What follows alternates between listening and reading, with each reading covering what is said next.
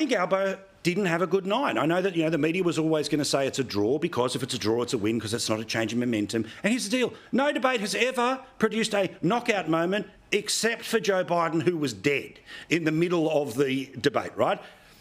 Other than that, you can always say there's this bit for us and there's this bit for them.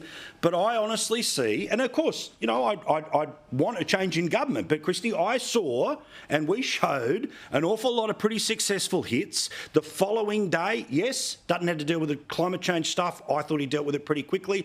Will he be forgiven by the left for it? No, they've got their grab, they run forever. But this negative gearing thing, I said, if the Libs can have the Mediscare shoved down their throat, since 2016, you can shove negative gearing changes right back down Labor's throat.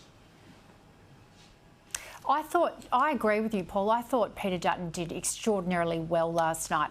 The only thing I worry about is that it's a bit too little too late going into the Easter break and the holidays and pre-poll already being upon us. But I thought he outdid the Prime Minister. I saw the Prime Minister look evasive. I saw the Prime Minister look shaky.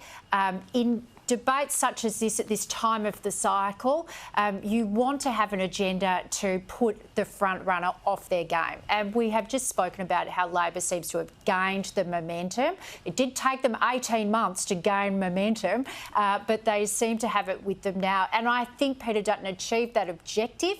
I saw the Prime Minister not being able to answer questions and not being able to quickly on his feet come up with a form of words around the difference between commissioning modelling or what is modelling versus advice, and he couldn't tackle that deftly.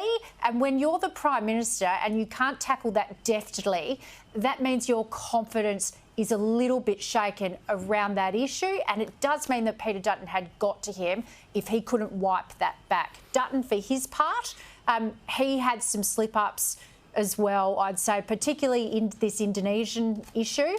However, voters are not looking at Australia's relationship with Indonesia. They don't know what Jane's Defence magazine is. And they're saying the Indonesian president shaking hands with... into a national security, but... Yeah, exactly. So if it was... It's very difficult and complex for people to understand. So I don't think that's going to get the traction that a lot of the commentary wants it to get.